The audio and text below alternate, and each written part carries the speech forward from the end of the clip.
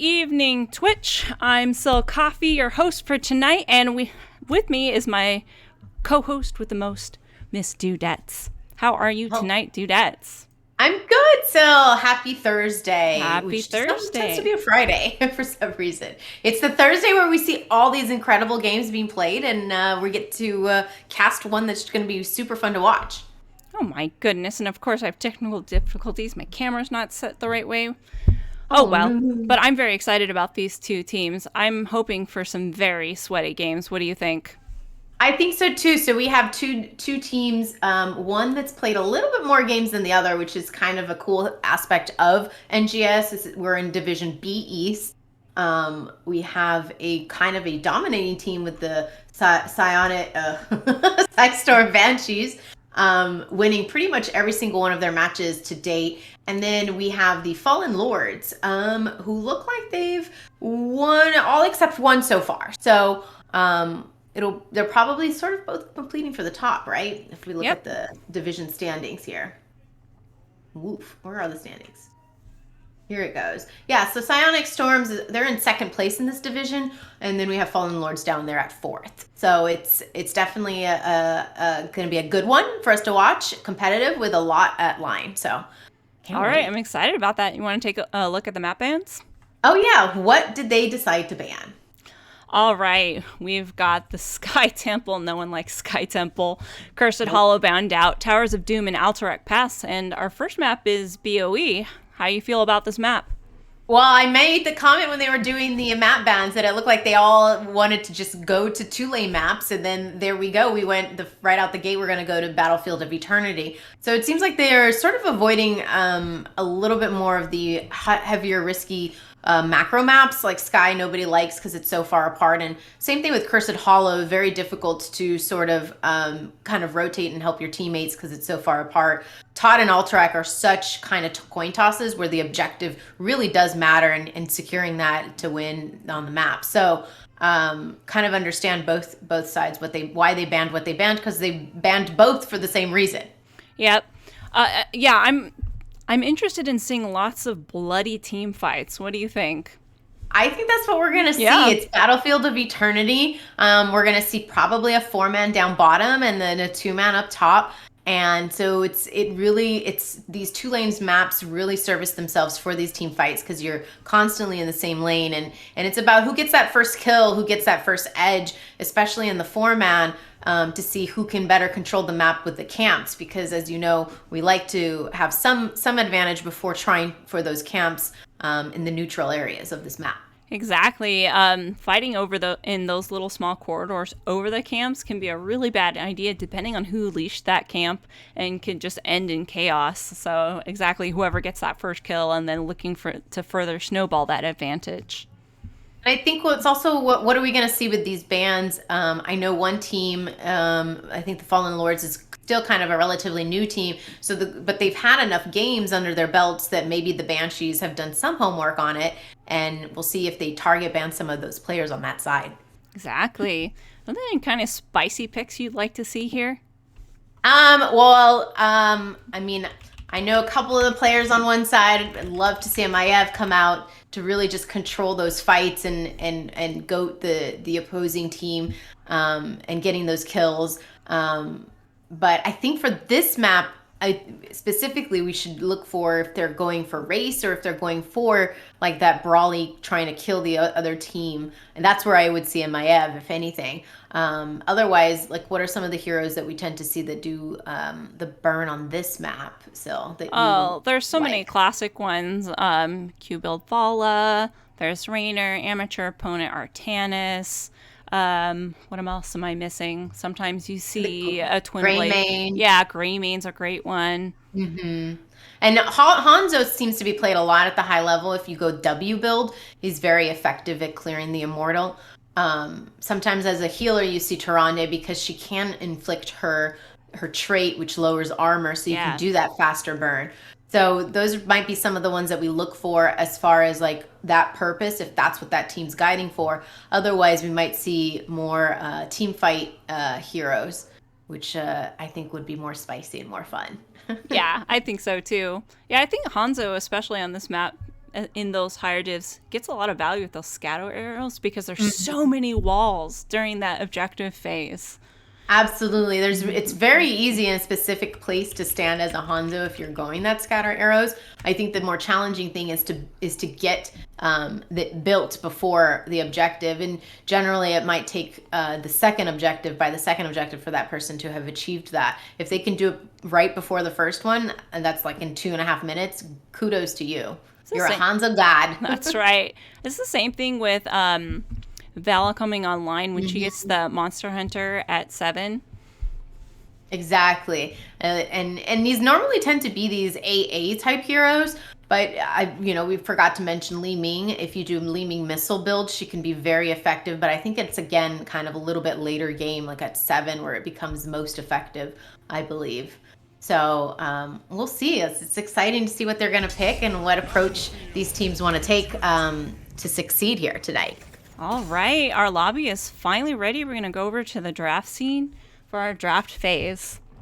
I think the hamsters all got fed. Agreed. And nourished, so that's why we're finally jumping in. Nice.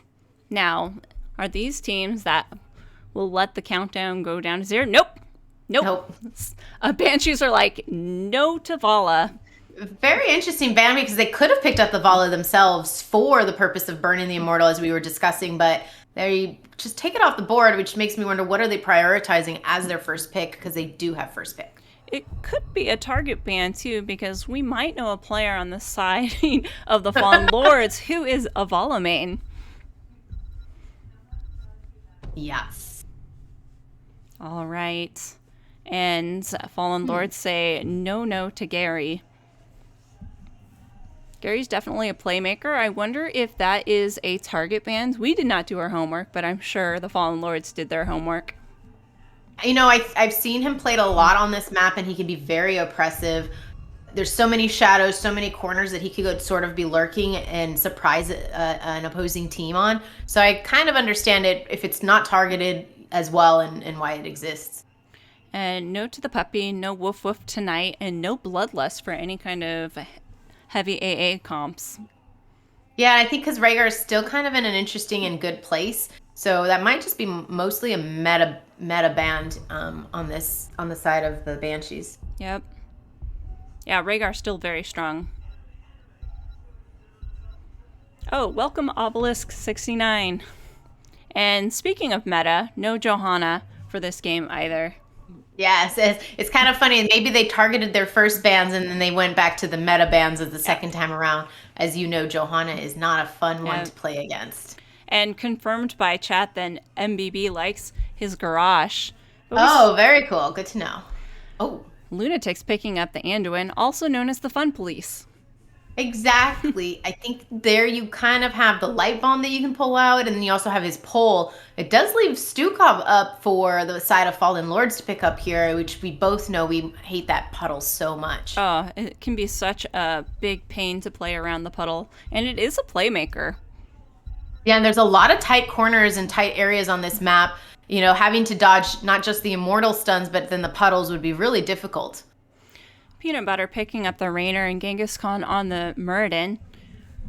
So kind of mostly prioritizing race than, the hero that we just mentioned, the Silence Puddle. Rainer has his race, and you play Muradin racing on this map as well with the Q build. Muradin could be quite oppressive into the other team, but it's a little bit nerve-wracking seeing the tank picked up so early. We'll see what they pick. Oh, goodness. Stab Daddy and a Tychus. Tychus isn't really known for his burn on the objective. Neither is Imperious, I think. He's also a little bit more challenging in the off lane, but at least he doesn't have to double soak. So, it could go either way. Maybe they're looking a little bit more brawly on the side of Banshees, while the Fallen Lord seems to be a little bit more focused on that burn. I think so. And Tychus, he has that ability to burn down big chunky heroes. Ooh, Kael'thas band. I don't really think of KT on this map. But I do think about Chromie on this map, and that is a very good ban on the side of Banshees. I think the KT band kind of works really well with the into the Imperious stuns, because you don't want to be all grouped up and then have to like also disperse at the same time after you get out of his stabby. And so right now on the side of Banshees, they do have two great lockdowns with the Anduin Chastise. Silver Arrow picking up that Ming and Shybar on the Karazim. Yeah, so again, we mentioned Li Ming being a really good hero for the Mortal Burn, and so that's really what we're seeing is the Fallen Lord's gameplay here. They want to burn that, and they want to race. They want to burn that Immortal as fast as possible, and to take the buildings that way. I'll tell you right now, Silver Arrow will not be going Q build on this map. Really? Yep. And Varian picked up, and Jaina. All right, they're going for a blow-up comp over here. That's a lot of lockdown on their side that help. The Jaina slows helps. You got the taunt, you got the Imperious Stab, you got the Chastise, and depending on the Jaina build, you might have Root at 16. So they're definitely looking to target somebody and take them out of the game.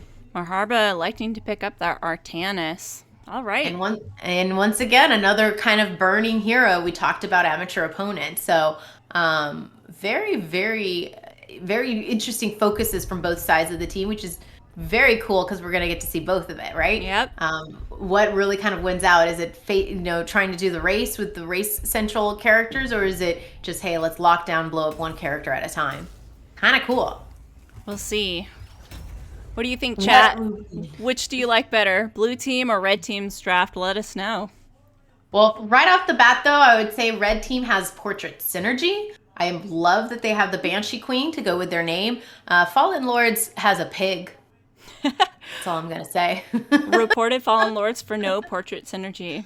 No portrait synergy at all. So I'm a little disappointed. So I'm gonna give my vote for Banshees just because of that. Their synergy just is outstanding already. All right, the hamster wheel is going. All right, let's go ahead and introduce these players.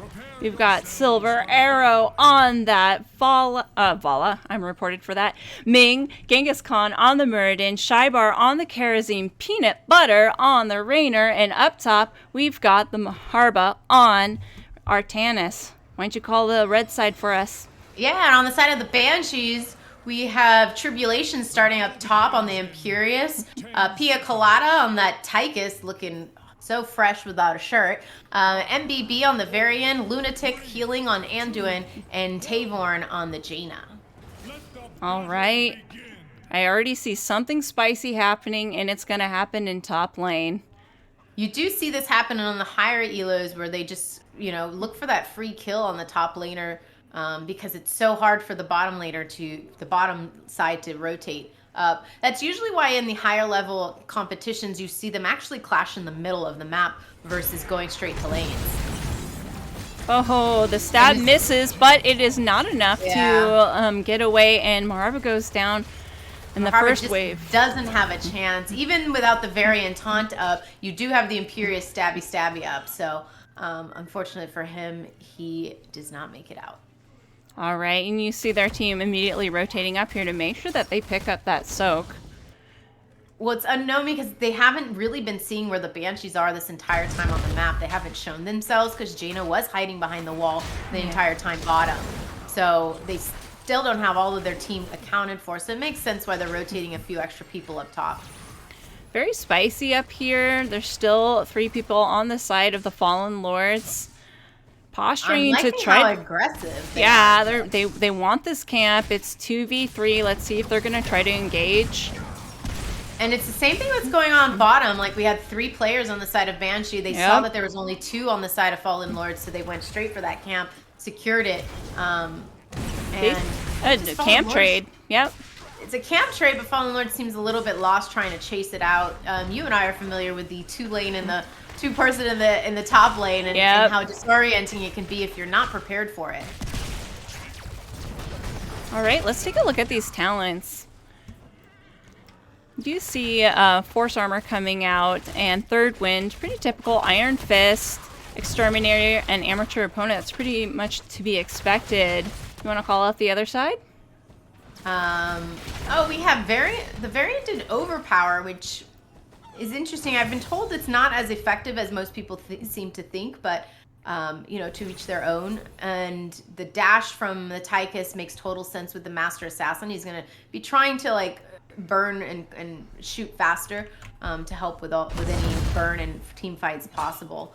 Everything else pretty much looks standard. Like Lingering Chill on Jaina, there is a specific build that goes into that. Some people do Q build instead, but I don't mind Lingering Chill if you're sort of going to build into trying to lock people down with your cone. Yeah, I think that's exactly what they're gonna try to do with the comp that they drafted for this map. Is they want to fight. Both As teams, we saw from the beginning, yep. really, they went straight for their offlaner that was all alone. Both camps picked up almost simultaneously. They're gonna go for the race. They do have the superior race so far. Big taunt out into Genghis, and there it is, the blow up already online for the side of Banshees. It was really a good use of that smoke there because he didn't see the Varian coming. Nope. I don't think he was standing in there, and the Tychus was just behind the Varian, so he really just didn't have vision at all. It's why sometimes you also see a Lunara picked up on this map to give a little bit more vision with the Wisp. They're not giving up any of this battle area, trying to zone them out, but the Fallen Lords did take the time to clear most of that camp up there. And we did see a clear bottom as well. Jaina's not in this fight with the Banshees. She sort of was doing some burning while they try to zone out the side of Fallen Lords. All right. Fallen Lords does have a lead here. I think they're just going to go try to race this down, and they will be able to burn it down. Again, because they did focus a lot more on picking those race characters, and so you see them burning it so much faster, not giving Banshees any edge in catching up. All right. We see 3 coming down bot here. I wonder if they're going to try to push this, or if they're going to go ahead and just let Maharba push with the Immortal up top. Big stab out by Tribulation onto the Genghis Khan. Genghis Khan says, get out of here with that Q, and everyone walks away nice and safe. But over here, they're pressing their advantage up top on Maharba. Maharba does go down from the Anduin, trying to buy as much space for this Immortal to do damage. Yeah, you see the team of Banshees just fighting past the Immortal and then just not even caring about it right now. They're just going straight down to see what's going on down bottom. Trying to stop the Peanut Butter in trouble here. Peanut Butter does go down. Genghis Khan, he gets rooted right as he's trying to jump out and does fall to Psistorm Banshees. Silver Arrow. Go ahead, sorry. It is the first Immortal. It is a little weak, so it doesn't mind it that much that they left it. But again, we sort of see what Banshee's priority is here. Again, with their draft, with their game style. They just want to kill people. They do, but the side of the Fallen Lords got a lot of map value here. They got all of top, and they got a portion of that bottom keep. They're going to try to get this camp reestablished pressure. Exactly. Maharba in a bit of trouble here, trying to swap out, but he does go down from the Tychus. Those tend to be the easier kills if you do rotate your entire format onto the offlaner. It's giving them a lot of the XP advantage that we see. They have basically 3,800 versus the Fallen Lords 500 with their 1 kill. So that's sort of how they're building up in this match. But what's saving Fallen Lord is the immense map pressure that they're inserting on all sides. Call for help getting this rotation down, trying to protect their bot structure here. They have a lot of pressure up top, which is good for them. It'll make sure that they have the numbers here, because they are 5v4 here, looking for a kill. But he just walks back into their own towers. They just walk away. They see it coming, and they just really do a great job at not putting themselves out there. Oh. Artanis misses the swap, which could have been a kill right there with his entire team around him. 10s are online on the side of the Banshees. You see our teams going ahead and starting to get that camp. But look, I think they're getting sniffed out, looking for that sneaky invade. They know they can fight. They're ahead of levels. Big light bomb out onto the backline. Peanut Butter might go down. The Ellie is chasing Shybar, trying to block it. Maharba in a bit of trouble. Stab out by Tribulation. And he does go down. I think that's probably the best outcome Fallen Lords could see for themselves. Yep. Just one person falls. The camp, you can easily clear it because they are that clearing type comp. And Maharba will be back up in 8 seconds. The problem for them is that they still don't have their ults. Yeah. Maybe if they had seen them coming, they might have just backed off. Oh, big taunt. Big spear onto both Silver Arrow. And Silver Arrow does go down by MBB. Genghis Khan just jumping away, barely any life, but he'll get his third win back and heal up a bit. Banchees just using this map to their advantage. They all kind of huddled in that smoke that in the top, waiting for the best opportunity. They again have two really great lockdown heroes between Varian and Imperius, and that's how you see the team of Fallen Lords get easily picked off. Yeah, what a combo. Taunt into spear. They've got a chastise to root. They do have so much lockdown. And they do have a double chastise because that's the level 4 piercing light talent, which is useful for that double root. Hasn't landed one yet because the counter says 0, but that threat of just more lockdown is just so terrifying. Yep. That was a very spicy play. They sent Jaina to make sure they tagged that camp, and they were able to get both, so they'll have a lot of pressure up top here. Oh, Genghis Khan in a bit of trouble. He's able to jump back. Oh, big light bomb comes out, rooted. Ellie doing work in the back line. Fallen Lords trying to start to use their ults here, just it's not enough. We do see the Imperius flanking on the side of Banchees. Oh, big stun out. Taunt and Peanut Butter goes down. Shybar solo, able to get out. And you see the Artanis rotating up here to help with the defense. They do have a tier level on the Fallen Lords here. So 13s are online. It would be very dangerous to fight them here. Luckily, the Mortal is going down. You see that laser coming out, trying to zone them away, but I think they're going to back out and just really take this time to keep steamrolling. Exactly. They're going to take over the map, you know? They're going to paint it red here, starting with the top camp. The Fallen Lords move to the bottom because they know that it's just the Imperius is probably down there. Yeah, and look at this. He was last seen. In the bush, patiently waiting for his team. He knows they're all coming. Yep. Question is, will they be able to cap this camp before they make that engage? They don't. Big spear out onto Genghis Khan. Oh, a swap. Oh no, but a swap followed by a light bomb. Oh goodness, there's a lot happening. Wow, Peanut Butter is going to go down. Silver Arrow, let's see if Ming will be able to escape. Not with all the slows, because again, we have the Jaina lingering chill, just keeps her from barely moving. And that is a team wipe. It is his team wipe. That's the problem. He used to land that swap, but then Lunatic immediately puts the light bomb on himself, and his whole team is able to engage on that massive stun that was most of the teammates of Fallen Lords. I think what we really needed to see happen there was the tank to really sniff out that bush first. He didn't sniff it out till almost the camp was done. If they had known earlier, they could have maybe engaged on the Imperius while he was still alone and his other team was rotating down. Yep. That's a good call out. All right. Oh, goodness. Here they come to another bush. Yep. Guys, walking by bushes is not a good thing right now. Check the bushes. Oh! Taunt out onto Silver Arrow. Cleansed by Schreiber, and he does go down. It is not enough. They will be taking this camp. The laser's coming out on the Varian, trying to zone him out, but I don't think it's going to do much. They're electing to go ahead and just take the race right now and not to fight over there. They have level 15. Maybe they're waiting for that level 16 so that they can guarantee the fight advantage. Well, they don't. They have Tychus slowly burning it with Pina Colada on that. The thing is, Fallen Lords comes back up as a 5-man. They just are still going to be a talent tier down, so it's very little for them to do. Their bottom lane is so pushed out, not much to soak there. You know, this is a huge give for them, and they might end up losing a keep on this objective. All right, they do manage to take their own camp.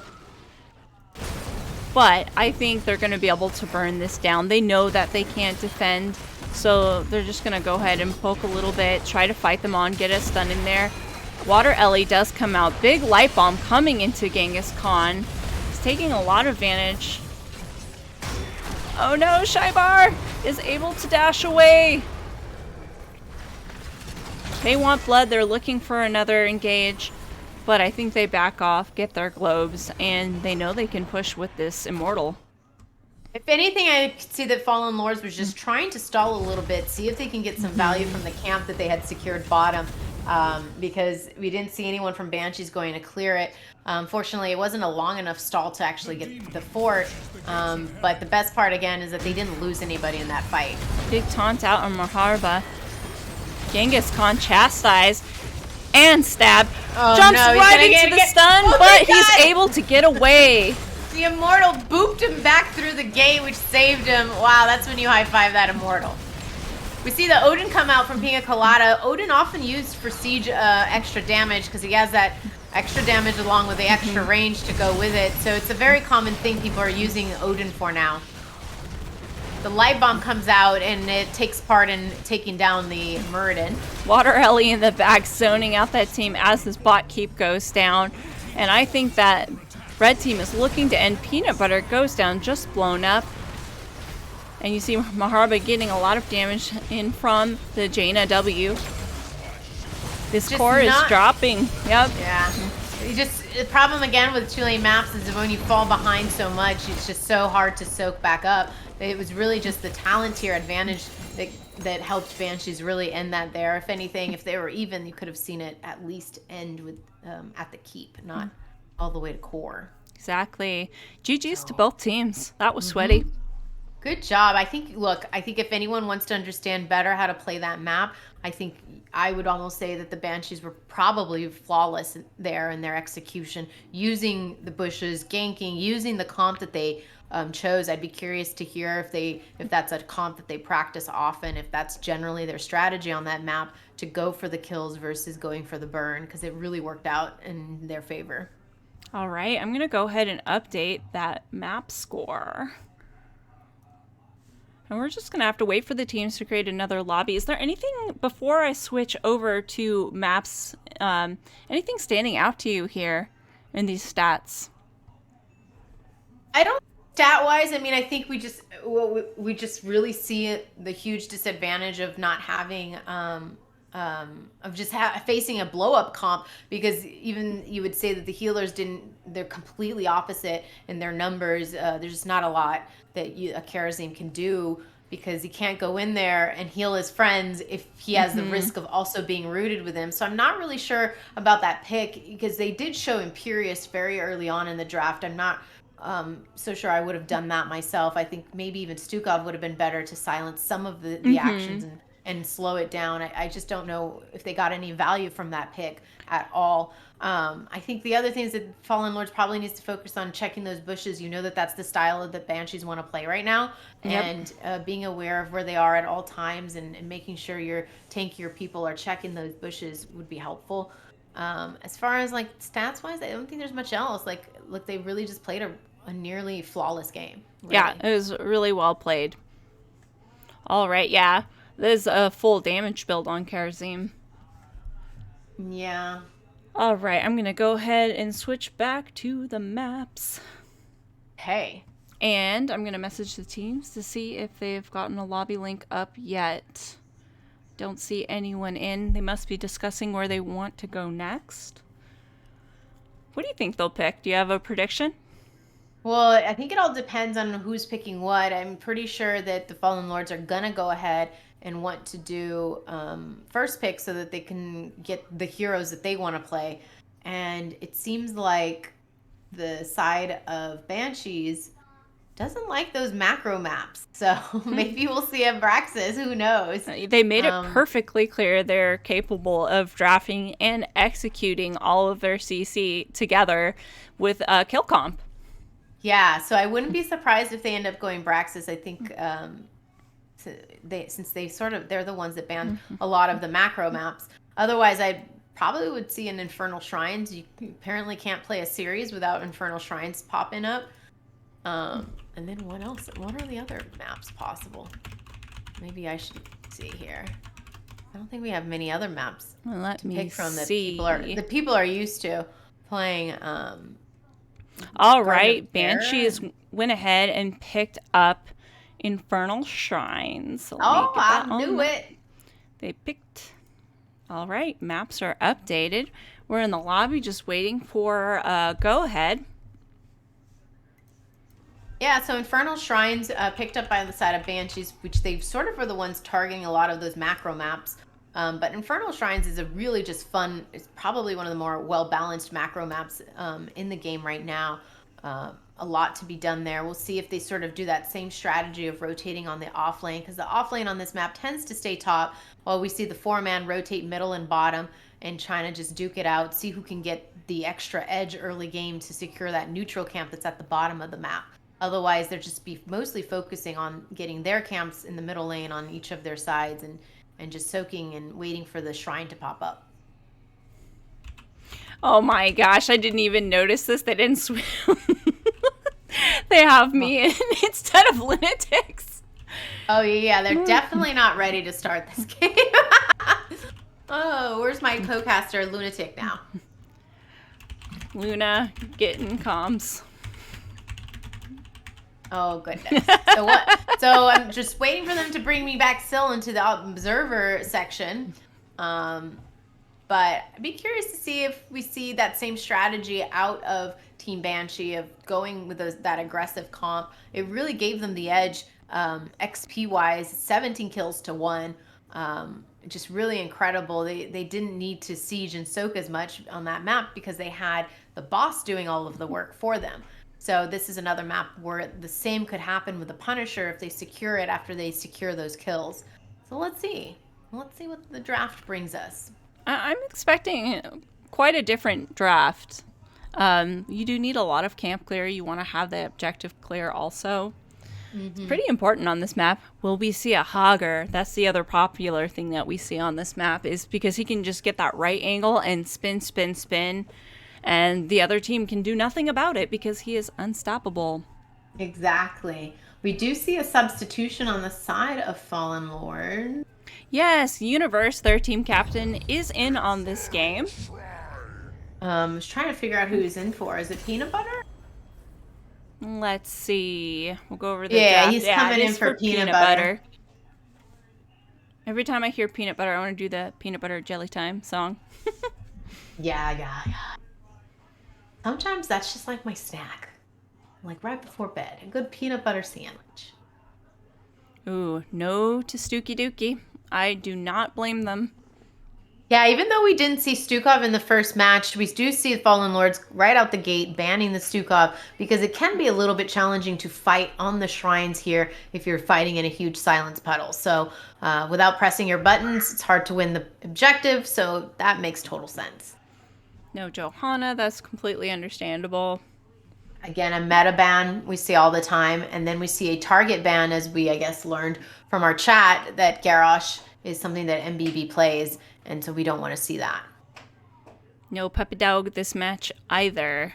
Got another meta ban that we're seeing a lot in Storm League as well. So, but Universe picking up the Anduin, basically taking it away from Lunatic, saying, I saw you with those light bombs. Let me show you what I can do. Yep, interesting. Both those matches now, first pick Anduin and Blaze being picked up. I like this. Tribulation was the Imperious in the last game, so I'm assuming this is an offlane Blaze.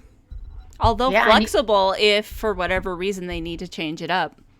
And he's still granting his team like that utility with his stuns, with his charge-ins, and he hits something. So he's still doing some lockdown. Pina Colada picking up the Sylvanas, which, in accompaniment with these lockdowns can do a mind control. So that's an even longer lockdown on these targets. Again, you could say it's a little bit more of that blow-up comp.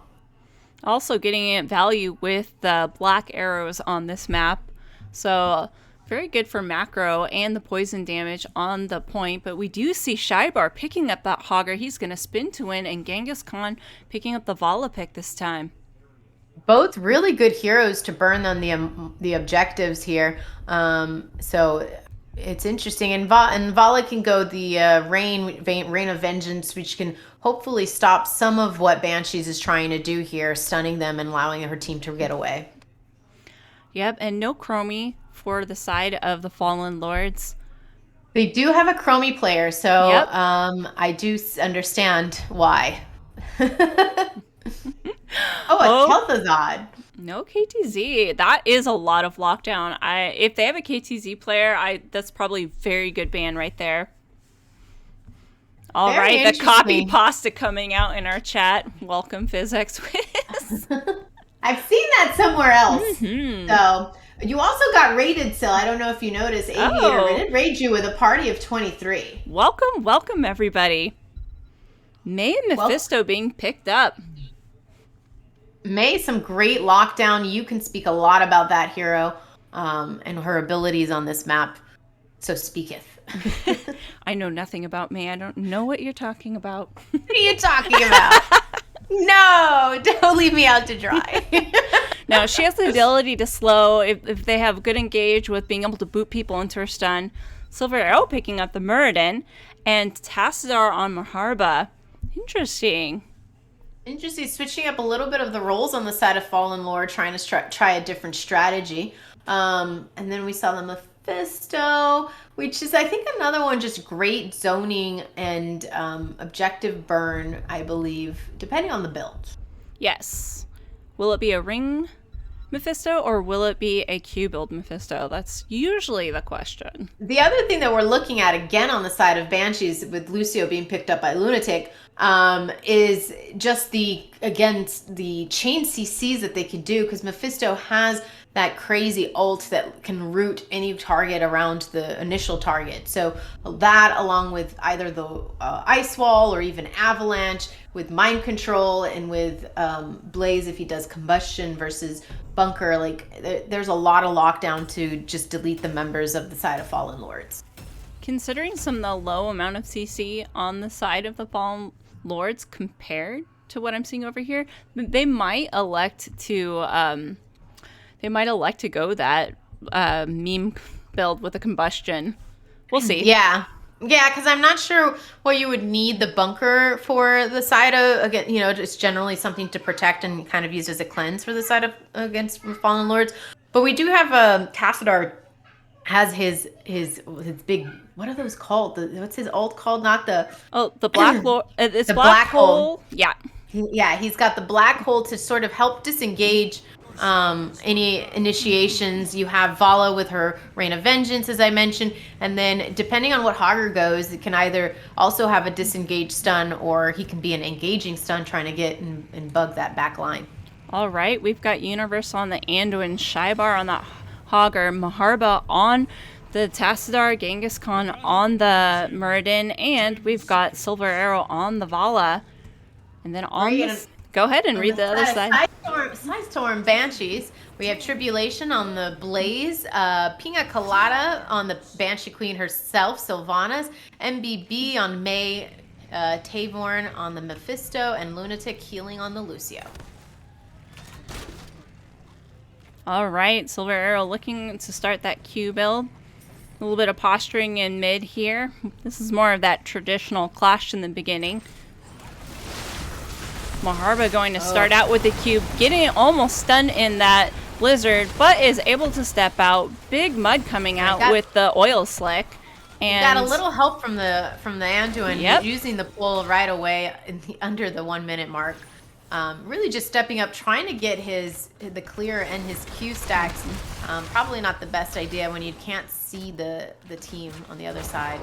Very good rotation from the side of the Banshees. They were able to push out this bot soak immediately and then rotate. And Maharba in a bit of trouble using his wall to get out. I don't think he's going to be able to get out, just trying to create a little bit more space for his team to do other things, such as work on this camp right here.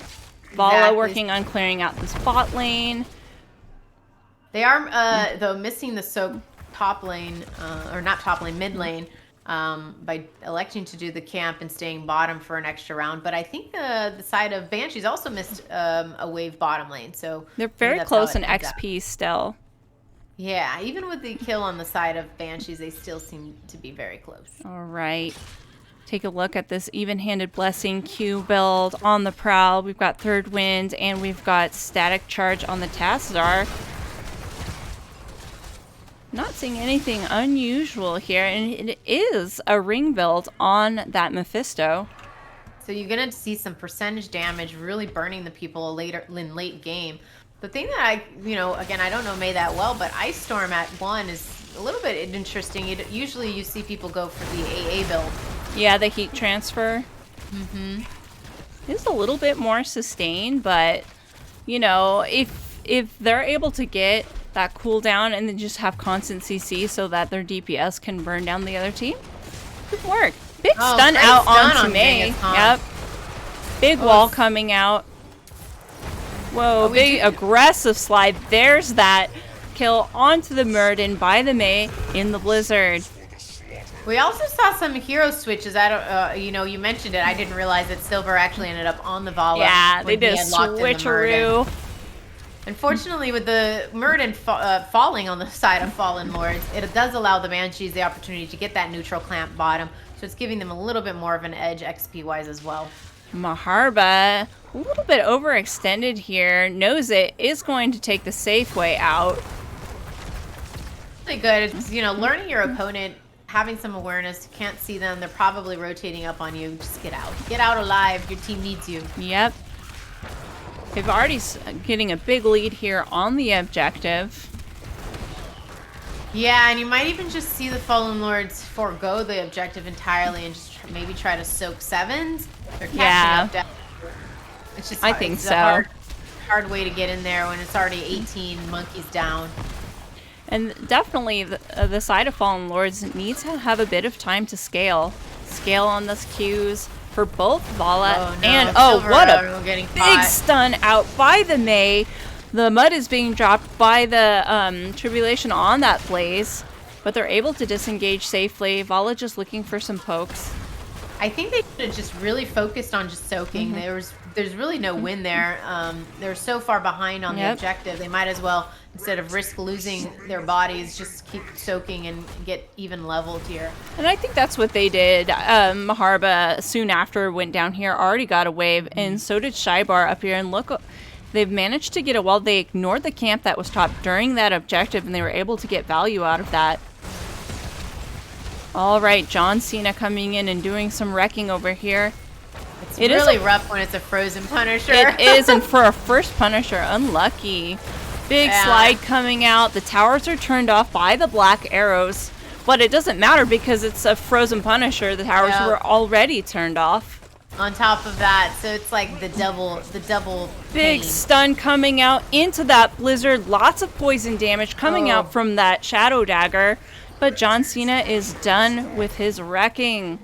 Huge heals from the Anduin, keeping that team alive as they try to escape through that gate. Thank goodness. Kudos to the rotation and getting back on par with the levels. They're almost even again, but you do see this invade coming in. Genghis Khan jumping in, wanting blood. This is our camp. They say, get out of here, and they elect not to fight on it. Actually, that was a great job by Hogger coming in to help. It gave them the advantage of the 5v4 because they saw the Blaze still top line. Really good job. Love that they defended that, telling them, no, you can't steal this from us. Silver Arrow in a bit of trouble. The pool does not come out. They just have way too much damage. Gang is stuck in the mud of the burning fire, and he does go down too. We sort of see Banshees doing exactly what Fallen Lords just did on that camp, using their Blaze, having a 5-man versus the 4, so it's a little bit expected. Yep, getting a lot of value with black arrows turning off the towers here just so they can get that push. Focusing this bottom lane because that's the next objective lane. Taking out the wall was huge advantage to them, and they're going to look to take this neutral camp in the bottom of the map as well. Getting lots of pressure out. 10s are up on the side of Banshees. So we do see the homie bunker come out. That's interesting to see what exactly they're going to be bunkering for. Yeah, Shy, get it. Sharber electing to invade here. Hopefully it goes unnoticed. They're focusing on this camp right here, so I think Hogger is going to go get away with this spicy steal right here. Blaze is very going to ballsy. Yeah, very good for him. I like how both teams are looking to pick up something when something doesn't go right? Exactly. Like they're just not hunkering down trying to figure out. They're just trying to be aggressive, find the opportunities, and taking the risks. Very good job on both sides. Really well played. And the Fog of War over here. Murden kind of sticking out over here. They're not quite sure where the other team is. I think unlike the last game, we have both teams at their ults, so we won't see one team sort of be aggressive and invade with the ult while the other team doesn't have it. So this is definitely a different, more even game than the last one we saw. Agreed. And this is actually a Wailing Arrow. Sylvanas looking for that silence on her ulti instead of the pick of... Oh no. Light Bomb goes out. There's the silence of the Wailing Arrow. Big disengage from Maharba's Black Hole. There's Lunatic's being a pest, pushing the Anduin back into the team so that they can secure that pick on the side of Banshees. Silver Arrow taking a lot of damage and does go down. Sort of a lot of kind of not the picks that we would normally see. The Strafe instead of the Rain of Vengeance came out. Like you mentioned, the Bunker, and as well as the Wailing Arrow instead of Mind Control. It really seemed to help in the end anyway for them. Yep. All right. What was fun about that, I'm not going to lie, was that Lucio using the Wall of Tassadar to like speed up and get ahead and take down the Anduin. So it's like your own building worked against you, unfortunately. It happened. They don't know where anyone's at. Very aggressive anchoring here by the Mei. And that's the style of play that we see them do on the side of Banshees, which again is probably what we should all be focusing on, and it's kind of a little bit of a clinic here for tanks. You should always be having, you know, some anchoring going on for your team so you know where they are. Didn't have to stay there while they were getting that camp, so easy to back off. Genghis kind of doing the same thing. Big slide coming out. Ice Wall engaged. Genghis does get caught in it. Oh, and the carpet just barely misses. There was a lot of stuff going on there, but I was more in admiration of those wings from the full-on Anduin that were just frozen there. That was fun to see. Never see that. All right, John Cena coming to look for a win condition for the side of Banshees. Big zoning blizzards out over the wall. And Fisto trying to shade over, getting some damage on the back line. And again, they took that advantage by getting the bottom camp. They, you know, Banshees got so much value focusing this bottom lane when they knew the objective was going to be here. And you see it pay off here. Wailing Arrow coming out on Universe. Gang is just really struggling into the slows that Banshees has on their team. Looking for an engage here. See the Hog Fisto stuck on the other side of that wall. Oh no. Big Ice Wall combo coming out. Shybar looking for an engage. Big carpet coming out. Light Bomb. There's a trade so far. Will they get more? Pina Colada going down by Silver Arrow. Let's see. That they want this. They want this. Are they going to be able to poke it out? Tribulation trying to set fire to it, but I think they're going to go ahead and cut their losses here. Blank on for the Hogger to come in and try to help. Oh, that was such a cheeky back by Silver Arrow, and unfortunately that does not work out for him. And they decide they need to just give some breathing room here, give time for their team to come back. There are 16s out on the side of Banshee. Let's see how they will play this out. They played that really well on the side of Banshees. They, like I was saying, they knew that the objective was bottom, wanted to apply more pressure bottom. They have the kits to do it with the Sylvanas Black Arrow, and then they really got exactly what you would want from that objective, which was the keep. Exactly. I think we're seeing Fallen Lords a little bit hesitant. They don't know where the other team is. Hogger could be in a little bit of trouble. We see a big flank coming on to the Hogger here. He's still mounted. He's able to hortapult away, but still big damage coming up. But he is safely behind his structure. And unfortunately, that's a 60-second cooldown that helped him get away. You see the side of Banshees up 16 to 15, so they pretty much can do whatever they want on this map. They have a lot of pressure and at least 2 lanes with camps. Not too far behind on the XP. I think that the Fallen Lords will be able to find that same tier advantage. Hopefully stay. Oh, but Gang is a very aggressive rotation, able to hop away. They've got the pressure of the camp up here. Mei very aggressively going in. Sylvanas turning off that towers. Genghis popping Avatar. He's silenced, but he has the light bomb on it. Tribulation on the flake. Drops the homing bucker. We see the black hole coming out. Still working on getting that tower down. And I think they're just going to go ahead and give this because it's pretty much gone. Again, Banshees applying pressure on where the objective is going to be in the next phase here at top lane, taking down that fort so that when if they do secure the objective, they're guaranteed the keep. Oh no, our Hogger's in a little bit of a trouble over here. All right, 16s are now online. Big ice wall coming out onto Silver Arrow. The carpet is getting onto that Genghis Khan. Hogger spinning. Unfortunately, they don't have numbers here anymore. Yeah, Genghis Khan trying to help out the team by zoning out after that ice wall came out. Just unfortunately eats all of the, what's it called? Durants from the Mephisto. And, yeah, the carpet. Falling. I probably would have loved to have seen the Anduin pull him out of there, so that, because it is a cleanse and it would have maybe saved him. Look at the shade in the chat. You guys are all silly. All right, getting a head start like they have on all of these objectives. They're going to go ahead and burn this down. Let's see what they're going to elect to do. They were waiting for Genghis Khan to come back, and he is back up. Let's see if they'll be able to make that fight, or if they're just going to try to get some burn somewhere else. Maybe get a little bit of structure damage somewhere to compensate.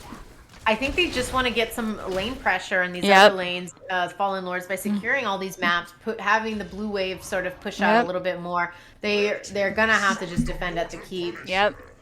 This one's a mortar punisher, so he goes pew pew with rocks.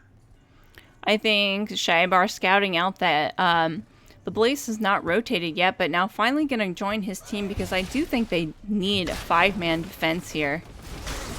Big jump out from John Cena. It's exactly the play that you want to see, them pulling the John Cena away. Yep. So, but, you know, the usefulness of the Mephisto coming in, poking the team off of the Punisher. Really just great drafting on the side of Banshees here. Ooh, Ice Wall narrowly misses Silver Arrow as he jukes it. There's that Black Arrow's out on the tower getting a lot of damage. John Cena not quite down yet. The pull comes out for Genghis Khan. Hogger spinning away. Oh, and they barely don't save it. Silver Arrow wanting blood. There you go. Homing bunker out. They're looking for the Sylvanas when she comes out of the homing bunker. However, Silver Arrow in a little bit of trouble here as Tribulations is chasing. They're looking for a kill on MBB, but I don't think they'll be able to. But Genghis jumps away in time before getting stunned, and Silver Arrow does go down from the blaze. 20s are now online on the side of Banshees. Split fighting happening there, which seems to almost work out for both teams. You know, Banshees taking that extra edge with a Blaze versus a Val. It just probably isn't a fair fight. Yeah, he has a lot of engage, especially if he's able to use his oil slick. It makes it very difficult to escape his damage. And let's see if he did take that. Yeah, just as I suspected, his 7 suppress fire. It reduces the spell power. It's pretty powerful when you're playing into a team like that.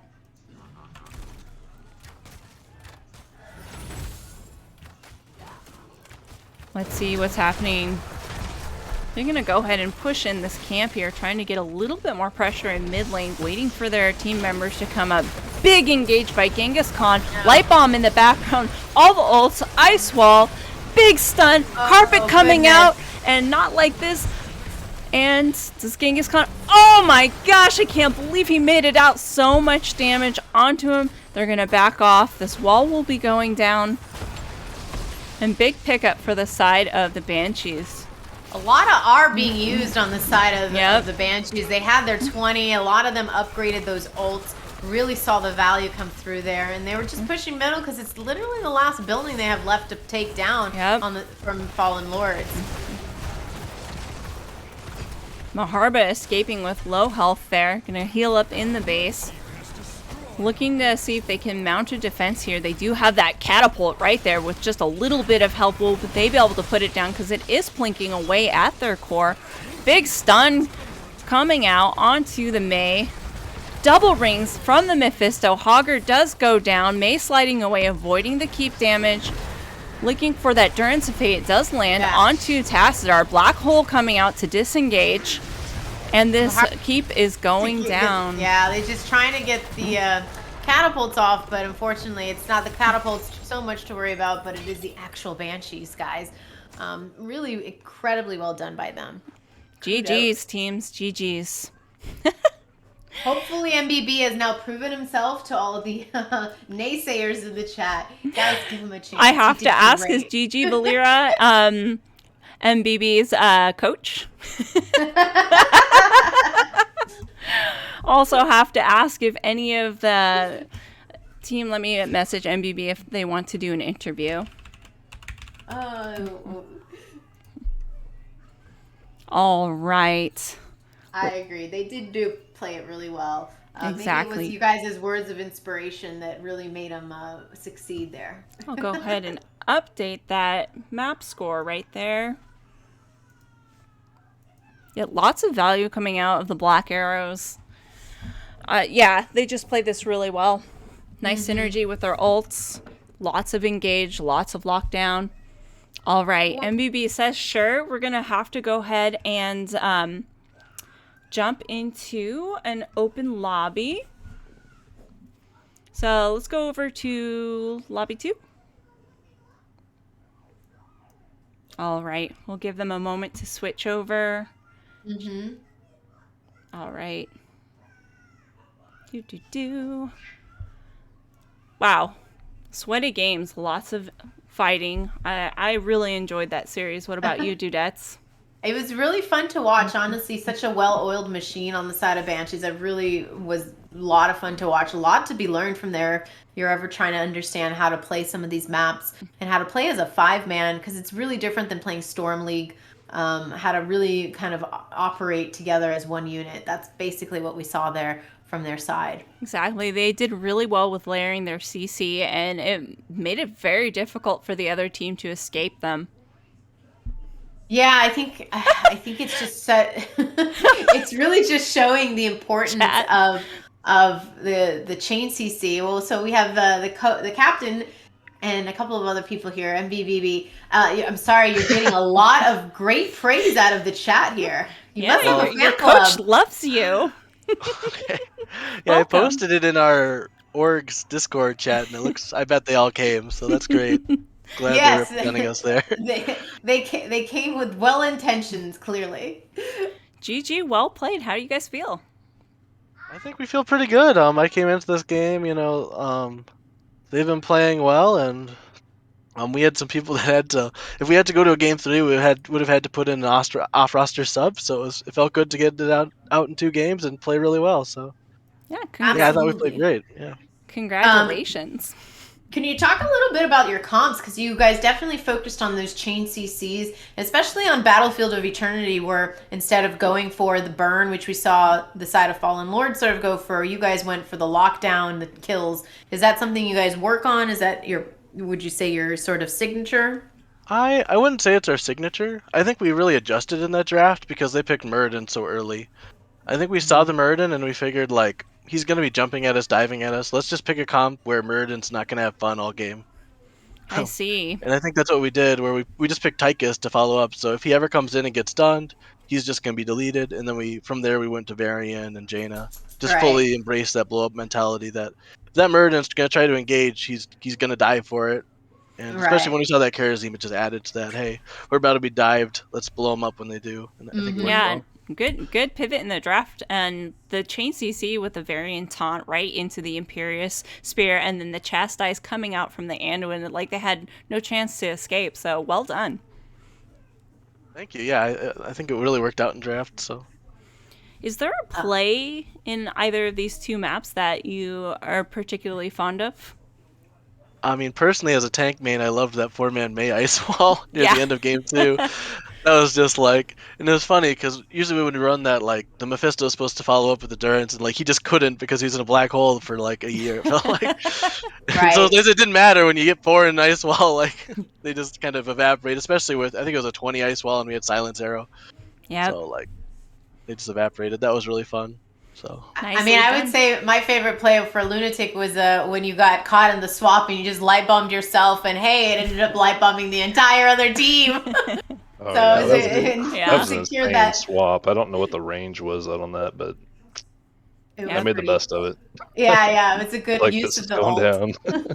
If I go down, let me at least lock people Yeah. down with me. the ultimate Um, call an ambulance, but not for me moment there. I might and have then to I rewatch that and clip it. I don't know. And then I guess it sounds like from what I'm reading and from what we saw in both games, is Garrosh sort of a comfort pick for you? Like, what are you I just like think a it's Garrosh god? I don't want to speak for them, but I think it's a combination of things. I've played Garrosh, I think 3 times now in NGS. We've won all of Mm, our games with him, and the last time they faced a higher level team and they got dominated, they played Garrosh 2 times as well. So I think they've just had troubles with Garrosh. Like I found that out in my scouting. I was planning to play him a little more today, mm-hmm. and they saw I also play Garrosh and play well with him, and they just figured, hey, we're not dealing with that again because that destroyed us last time. So I think it's a little mixture. Like I'll take the respect though, Yep. because I love Definitely. my Garrosh. He's my highest level hero too, so probably You heard something it to do with right that. here on Twitch. He admitted it live. He's horrible at garage. No Okay. discussion. I mean, I need that Lucio to give me move speed, right? Otherwise, gosh, Jaina to slow them down either way. that's true. yeah, no, Yep. honestly, it was just a great use of the maps, the way you guys moved around together using the shadows or the bushes or whatever. So, um, how long have you guys been a team? I'm curious. Just for like 2 months now, Luna. Like, Yeah, Really? pretty much. yeah, we formed like 2 weeks before the season. I want to say, Oh, wow. Yeah. a little last minute.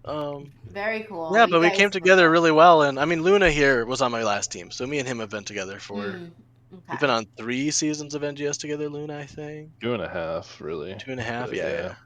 yeah. Nice. Very So cool. And then what's the organization called? Because you mentioned it, and I Psystorm. Psystorm It's in the is name, yeah. okay, and they've got a couple of teams out here. Yep. So if we're doing shout outs, I don't know if we're on that stage yet, but I'll shout out the Dragoons right now because they're a Div A team that we scrim against a lot, and I think that really helps our attitude that when we go into Hmm. these Div B games, it feels like we've been there before and we faced, I don't want to say tougher teams, but a team that's pretty darn good and tests us every week. So I think that really helps us. And the Very, Probes is the other team, so in Div C. very So cool. shout Very outs cool. to them. Very great mentality for building up your team and going forth through the season with that attitude. I like that. Yeah, it really helps. And like, while our team might be new, the Dragoons they've been together for a little longer, and Hmm. I've always been talking to them, so it's nice to get those games. And we kind of know each other's strategies too, so it's a little nice to have that bit of counterplay and have someone that really knows you going in. Because in that mentality, you don't really get surprised then when you face a team that knows you or is ready for what you're doing. Yeah, for Nice. sure. Do you guys have any shout outs you'd like to give out to the Twitchverse? So yeah, Dragoons and Probes. Yeah, thanks for the support from Psystorm and from Cyan in particular, who's been managing us, managing the org as a whole. Nice. Anything for you, Luna? I just always appreciate a good stream, so thank you. Yeah. It was a always nice pleasure to to have cast y'all. Yeah, it was honestly a great time watching how you guys, operate. I'm a fan, so you made me a fan. You shouldn't Thank talk you. to us. Excellent. Gosh. This chat is funny. Yeah, you almost came in, Sil, right? You almost came into our I last game, didn't right? even notice that. I was like, I'm what so the glad hell is someone going caught it. on? I was like reading all of the shade and stuff in the thing and not It paying was. attention. So I you readied caught up too, to me. be fair. I I readied would up. Someone say- in comms was like, "Wait a second, you're not captain." Still in here. I To totally be just fair, would've I went with do it. think Syl has a pretty mean decker that would have fit right into your guys' lockdown Oh, comp. God. So sorry, Luna, you probably Nice. wou't have been returning to the team if she had played. I don't know. All right, you guys. She's messing around with you. Yeah. Well, thanks again for the stream. I like a good Deckard. All right, thank you all, and looking forward to seeing where the season goes for you guys. GG's, well Yeah. played. For sure. GG's. Thanks. All right, good night. Good night. All right, Dudettes, do you have anything else you want to say before we end stream? Oh, I lost Dudettes. Oh, she wants to have the camera on. I'm over here. Let me go to that. I'm like just afraid that my OBS is messed up with the cameras on. Let's go. Game summary, end of stream. There we are. All right. I'm excited about our next cast, whatever that might be. I'm Still Coffee, and this is my co-host with the most, Dudette. Do you want to tell everyone where they can find you? Yes. Yeah. No, wait. Everybody, first of all, can find both of us this Saturday playing at 3 p.m. Pacific, 6 p.m. Eastern. We're going to both be playing against each other in the Girls Gank Squad, which is actually not going to be on Jasline's channel this week. It's going to be on Plasticine's channel. So it's going to be a lot of fun. Sill's team has been dominating. So my team is the fresh new recruits set to take them down. So we'll see how that goes. Yep. I'm not going to lie. I'm scared to face your team. I don't know what's going to happen. And Dudette knows me, so she's going to have inside intel without any kind of research going on. So, well, and I casted you guys playing once, so yeah. I have a pretty good full intel. But please do check us out. We're going to be playing, and GGS is such a fun community thing organized for the women who play and people that I guess identify themselves as female in the HOTS community. If you want to get into that or have questions, it's open to anybody that fits those categories. Please, I'm sure Sil would absolutely answer it, and I'm happy to answer it as well. But it's a lot of fun, and we're going to be playing. That is how we met, was through GGS Dudettes, and then we've played on various teams together. So yes, please check out Plasticine's channel on Saturday. It's usually a 3 p.m. game, so that's when you'll